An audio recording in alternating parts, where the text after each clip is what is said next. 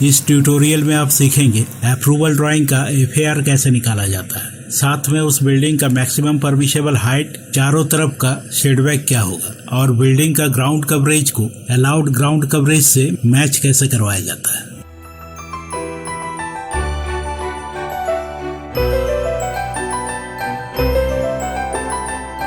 नमस्कार, आप मानस पेज का ट्रेनिंग ट्यूटोरियल देख रहे हैं। आज आप अप्रूवल ड्राइंग का कैलकुलेशन वाला पार्ट सीखेंगे। आप कहिएगा बिल्डिंग का एफएआर और ग्राउंड कवरेज निकालने में क्या परेशानी है। फॉर्मूला है, वैल्यू बिठाकर निकाल सकते हैं। तो ऐसा नहीं है, आप में से बहुतों को पता है प्रत्येक अप्रूवल ड्राइंग में परमिसेबल एफएआर, शेडबैक्स, ग्राउंड कवरेज और बिल्डिंग का हाइट अलग अलग होता है। मैं यहाँ इन सभी के केस में परमिसेबल कह रहा हूँ। इसका अर्थ होता है अलाउड बाय लॉ, या यूं कह लीजिए कानून द्वारा अनुमति प्राप्त। तो सीधे शब्दों में मैं ये कह सकता हूँ, अपने अप्रूवल ड्राइंग का वही एफएआर, सेटबैक, हाइट और ग्राउंड कवरेज निकालना है या देना है जो लॉ में होगा, तभी आपका ड्राइंग अप्रूव हो पाएगा। इस जगह दो सवाल है।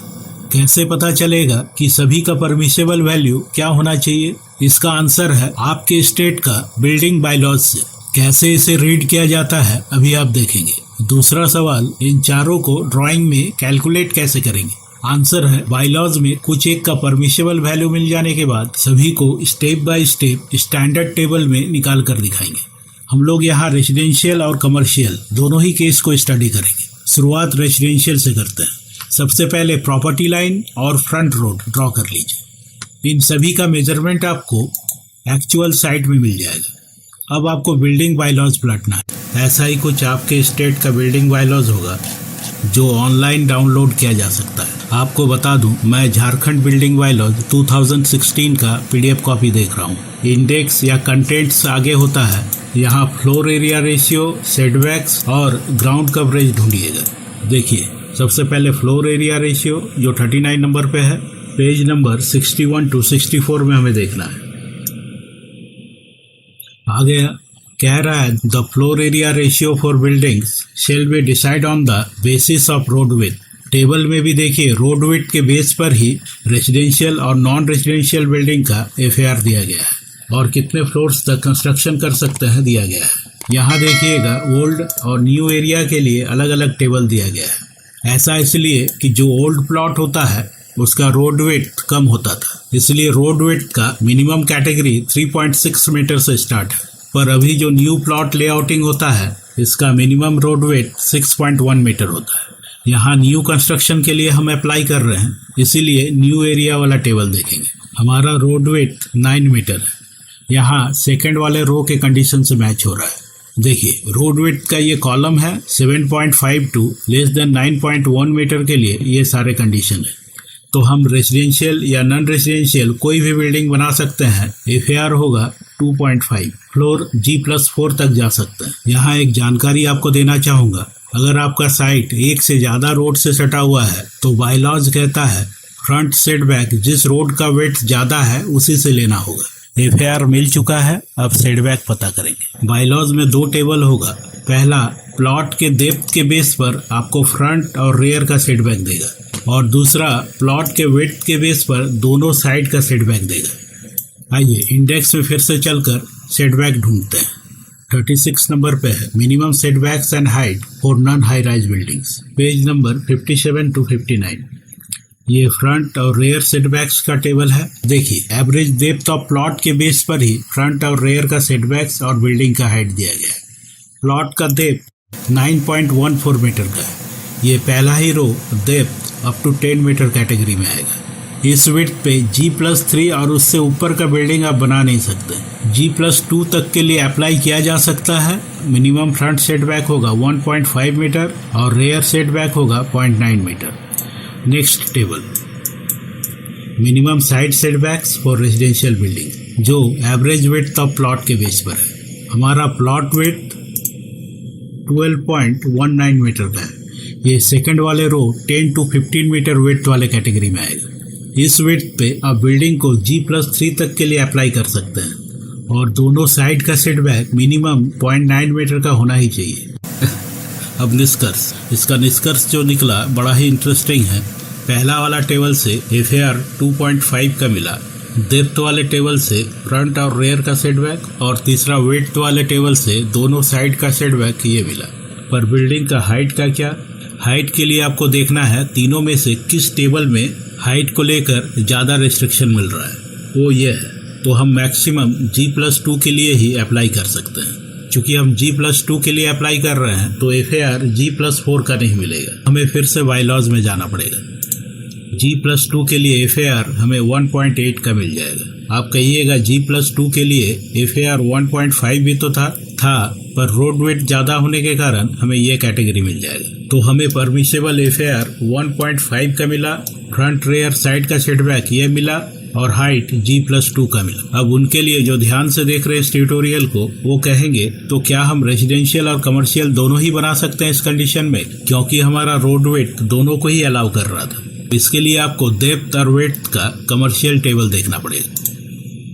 देखिए सेटबैक्स अभी तक जो देख रहा था वो रेजिडेंशियल बिल्डिंग के लिए था। इसके ठीक नीचे आपको कमर्शियल बिल्डिंग के लिए सेटबैक मिल जाएगा। यहाँ पे आप देख सकते हैं एवरेज डेप्थ ऑफ प्लॉट। पहला ही रो में ये कह रहा है up to 10 metre plot depth no construction is allowed, तो हम रेजिडेंशियल बिल्डिंग ही बना सकते हैं। यहाँ एक डिस्क्लेमर देना चाहूँगा, ये हो सकता है कि किसी स्टेट के बायलॉज में लो रिस्क बिल्डिंग के लिए प्लॉट साइज के बेस पर ही सेटबैक डिसाइड किया गया हो, और या तो बिल्डिंग के हाइट के बिहाफ पर minimum all side setbacks, percentage of ground coverage भी दिया गया हो, जैसा कि आप इन ओडिशा बिल्डिंग बायलॉज के कटआउट्स में देख सकते हैं। ऐसा हो सकता है क्योंकि रूल्स प्रेजेंट जियोग्राफिकल कंडीशन को देखते हुए बनाया जाता है। अब ये चारों फाइनल होने के बाद डेप्थ के अलॉन्ग फ्रंट और रेयर सेटबैक को ऑफसेट कीजिएगा और विड्थ की ओर दोनों साइड का जो सेटबैक है वो ऑफसेट कीजिएगा। देखिए इस तरह से ये होगा built up area of ground floor, जहां आपको अब ग्राउंड फ्लोर के लिए प्लानिंग करना है। सेम इसी एरिया में आपको फर्स्ट एंड सेकंड फ्लोर का भी प्लानिंग करना है। अब हमने ग्राउंड फ्लोर को प्लानिंग कर लिया है जो रेजिडेंशियल पार्किंग है, और ये फर्स्ट एंड सेकंड फ्लोर जो रेजिडेंशियल फ्लोर है। यहाँ एक बैल्कनी है जो बिल्ट अप एरिया के बाहर कैंटिलीवर बीम के ऊपर है। जैसा कि चर्चा किया गया था, हम चाहें तो बैल्कनी और कबर्ड को 0.75 मीटर बाहर हैंग करवा सकते हैं। आइए अब बिल्डिंग का FAR निकालते हैं। इसका फॉर्मूला है net built up area for FAR by plot area. Net built up area को इस स्टैंडर्ड टेबल से आसानी से निकाला जा सकता है। आप चाहें तो स्क्रीन को पॉज करके ड्रॉ कर सकते हैं। यहाँ सबसे पहले नंबर ऑफ फ्लोर्स का कॉलम है। जैसा कि हम लोग ground, first and second 3 floor के लिए अप्लाई कर रहे हैं, इस कॉलम में फ्लोर्स का बिल्टअप एरिया को रखेंगे। इसे प्लिंथ का इनसाइड का एरिया भी कहते हैं। ये जो आप 3 कॉलम देख रहे हैं 3, 4, 5 सारे बिल्टअप एरिया में ऐड होने वाले आइटम्स है और सेटबैक वाले पोर्शन का एरिया होगा। कॉलम 2, 3, 4, 5 को जोड़ने पर जो एरिया आएगा वो टोटल कवर्ड एरिया होगा, कॉलम नंबर 6 में बैठेगा। अब कॉलम 7, 8, 9, 10, 11 और 12 इसमें वो एरिया होगा जो बिल्टअप एरिया के इनसाइड होता है, पर इसे FAR में ऐड नहीं किया जाता। इन सभी कॉलम में आए एरिया को एक साथ ऐड करके टोटल डिडक्शन के रूप में कॉलम नंबर 13 में रखा जाता है। इसे ही कॉलम नंबर 6 के टोटल कवर्ड एरिया से घटाने पर हमें नेट एरिया फॉर FAR मिल जाता है। तो ग्राउंड फ्लोर के लिए प्लिंथ का एरिया कैसे निकालेंगे? इस तरह से। प्लिंथ रेक्टेंगुलर है, इसके ऊपर एक रेक्टेंगल ड्रॉ कर लीजिए। REC enter, first corner, second corner, इसे मूव करके साइड में रख लीजिए। एरिया निकालने के लिए टूल्स, इंक्वायरी, यहाँ एरिया में क्लिक कर सकते हैं, या तो एरिया टाइप करके एंटर कर सकते हैं। यहाँ ऑब्जेक्ट ऑप्शन में क्लिक करेंगे, कहेगा सिलेक्ट ऑब्जेक्ट्स, इस रेक्टेंगल को सिलेक्ट कीजिए। नीचे कमांड बार में आपको एरिया दिखा देगा 64.55। ये किस यूनिट पे होगा? आप जिस यूनिट पे ड्राइंग बना रहे हैं ये उसी यूनिट पे होगा। हम लोग मीटर में ड्राइंग बना रहे हैं, इसीलिए 64.55 मीटर स्क्वायर इसका एरिया निकला। और अगर आप फीट इंच में ड्राइंग बना रहे हैं जिसका यूनिट इंजीनियरिंग होता है, तो एरिया यहाँ नीचे स्क्वायर इंच और स्क्वायर फीट दोनों में ही दिखाता है। यहाँ एक प्रॉब्लम आपको फेस करना पड़ सकता है। अगर एरिया टेपर होता और कोई पोर्शन में आर्च भी होता तो कैसे निकालते? तब हम इसके ऊपर एक पॉलीलाइन ड्रॉ करते। कमांड होता P लाइन एंटर। कह रहा है स्टार्ट पॉइंट, वो स्नैप को ऑन रखिएगा और इसके ऊपर पॉलीलाइन ड्रॉ कीजिएगा। आर्क वाले पोर्शन के लिए देखिए यहाँ पे आर्क ऑप्शन होगा, क्लिक कीजिए। तब यहाँ सेकेंड पॉइंट का एक ऑप्शन होगा, क्लिक कीजिए। सेकेंड पॉइंट आर्क के बीच में दीजिएगा और एंड पॉइंट लास्ट में। इसके बाद फिर से देखिए नीचे लाइन ऑप्शन में चले जाइएगा, क्लिक कीजिए और जहां से स्टार्ट किए थे वहां पे फिर से क्लिक कर दीजिए, तब राइट क्लिक एंटर। देखिए ये सिंगल ऑब्जेक्ट बन गया। अब एरिया कमांड में जाकर ऑब्जेक्ट ऑप्शन में क्लिक कीजिए और ऑब्जेक्ट को दिखा दीजिए। नीचे दिखा दिया 57 स्क्वायर मीटर। अब यहाँ देखिए ग्राउंड फ्लोर का एरिया 64.55 मीटर स्क्वायर निकला था जो हमने टाइप कर दिया। फर्स्ट एंड सेकंड फ्लोर का प्लिंथ का इनसाइड का एरिया ग्राउंड फ्लोर के प्लिंथ एरिया के समान ही होगा, इसलिए इन दोनों फ्लोर के लिए भी सेम एरिया बिठा दिया गया है। आप कहिएगा ये बैल्कनी वाला एरिया ये बिल्टअप एरिया या प्लिंथ एरिया के बाहर का पोर्शन है जो बाद में दूसरे कॉलम में ऐड होता है। इसके बाद 3, 4, 5 नंबर कॉलम में जो एरिया ऐड होगा जिसमें पहला कैटेगरी है इस तरह का बैल्कनी या कबर्ड का जो बाहर प्रोजेक्टेड है, ये दोनों बाय लॉज परमिसेबल होता है। और दूसरा या लास्ट ऐड होने वाला कैटेगरी है बिल्डिंग का कोई ऐसा पार्ट जिसे उस साइड बिल्डिंग का सेटबैक ज्यादा है इसलिए बाहर निकाला गया है, पर इस बिल्डिंग में एक ही बैल्कनी है जो बाहर है। इसका एरिया 2.5 मीटर स्क्वायर निकाला गया है। बैल्कनी ग्राउंड फ्लोर में नहीं है, फर्स्ट एंड सेकंड फ्लोर में है, इसलिए दोनों में डाला गया है। अब नंबर 6 टोटल कवर एरिया वाले कॉलम में आइए। प्लिंथ लाइन के इनसाइड का एरिया और 3, 4, 5 में जो प्रोजेक्टेड एरिया होता है इन दोनों को जोड़ने पर जो आता है उसे यहाँ रखा जाता है। आप देख रहे हैं ग्राउंड फ्लोर में कोई प्रोजेक्शन नहीं है, इसलिए प्लिंथ एरिया ही कवर एरिया है। फर्स्ट एंड सेकंड फ्लोर में बैल्कनी वाला प्रोजेक्टेड एरिया को जोड़कर कवर्ड एरिया में बिठाया गया है। इसके बाद डिडक्शन वाला आइटम जो 7 नंबर कॉलम से लेकर 12 नंबर कॉलम तक है। पहला लिफ्ट वेल, दूसरा वॉइड, तीसरा डक्ट और चौथा फायर स्टेयरकेस इस बिल्डिंग में नहीं है, इसलिए इन सभी को टेबल से हटा सकते हैं। अगर होता तो प्लान में इसके ऊपर outer to outer point line draw करते, एरिया निकालते और यहाँ बिठा देते। अब 11 नंबर कॉलम, यहाँ पार्किंग का एरिया रखा जाता है जो यहाँ ग्राउंड फ्लोर में है। चलिए पार्किंग का एरिया निकालते हैं। 2 कार के लिए पार्किंग है, इधर स्टेयर हो सकता है, प्लान में लिफ्ट हो, रैंप हो, ये सभी एफएआर में इंक्लूड होगा या नहीं अभी आगे जब कमर्शियल बिल्डिंग का एफएआर डिस्कस करेंगे तब चर्चा करेंगे। पार्किंग रेक्टेंगुलर है इसलिए रेक्टेंगल से कवर कीजिए, नहीं तो पॉलीलाइन कमांड से कीजिएगा जैसा कि बताया गया है। इसका एरिया 48.41 मीटर स्क्वायर निकला, बिठा दीजिए। फर्स्ट एंड सेकंड फ्लोर में होगा नहीं इसलिए क्रॉस कर दिया गया है। Column number 12 other if permissible, ये जनरली पार्किंग वाले फ्लोर के लिए है। अगर यहाँ गार्ड रूम, टॉयलेट या जनरेटर रूम होता तो ये एरिया भी एफएआर के एरिया से डिडक्ट होता। 13 नंबर टोटल डिडक्शन, इस कॉलम में सभी डिडक्ट होने वाले आइटम्स को ऐड करके रखा जाता है। यहाँ सिर्फ पार्किंग ही है ग्राउंड फ्लोर में, फर्स्ट एंड सेकंड फ्लोर में कुछ भी नहीं है। अब आपका टोटल कवर्ड एरिया निकल चुका है, टोटल डिडक्शन निकल चुका है। टोटल डिडक्शन को कवर्ड एरिया से माइनस कर दीजिए, उसे एरिया फॉर एफएआर वाले कॉलम में बिठा दीजिए। यहाँ फर्स्ट एंड सेकंड फ्लोर में कोई डिडक्शन नहीं होने के कारण फर्स्ट एंड सेकंड फ्लोर का कवर्ड एरिया ही एफएआर का एरिया होगा। अब सबसे नीचे वाले रो में सभी कॉलम का टोटल कर दीजिएगा।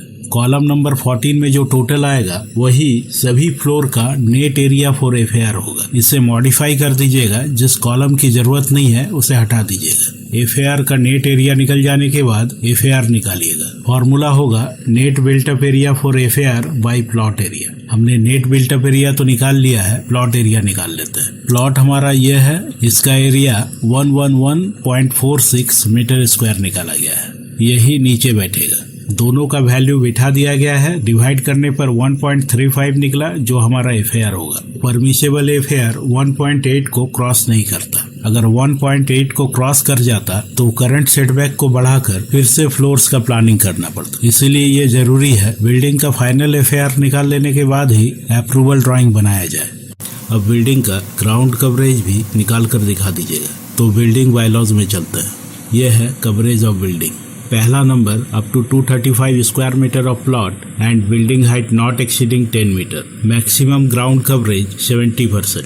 इसी कैटेगरी में आएंगे हम क्योंकि हमारा प्लॉट एरिया 111 स्क्वायर मीटर है। ड्राइंग पर चलते हैं। फॉर्मूला होता है percentage of ground coverage is equal to ground floor का built up area by plot area into 100। Ground built up area हमने 64.55 स्क्वायर मीटर और प्लॉट एरिया 111.46 स्क्वायर मीटर निकाला था। दोनों को फॉर्मूला में बिठाते हैं। डिवाइड करके 100 से मल्टीप्लाई करने पर अप्रोक्सीमेट 58% निकलता है, जो परमिशेबल ग्राउंड कवरेज 70% के अंदर ही है। तो ये ग्राउंड कवरेज एक्सेप्टेबल है, अप्लाई किया जा सकता है। FAR और ग्राउंड कवरेज फाइनल हो जाने के बाद अप्रूवल ड्राइंग को कंप्लीट करते हैं और इस तरह से कहीं टेबल को पेस्ट कर देते हैं। आने वाले एपिसोड में कमर्शियल बिल्डिंग का FAR, ग्राउंड कवरेज और बिल्डिंग हाइट क्या मिल सकता है, ये सभी क्रैक करना सीखेंगे। साथ में लिफ्ट, रैंप और डक्ट के केस में क्या करना होता है जानेंगे। Thank you.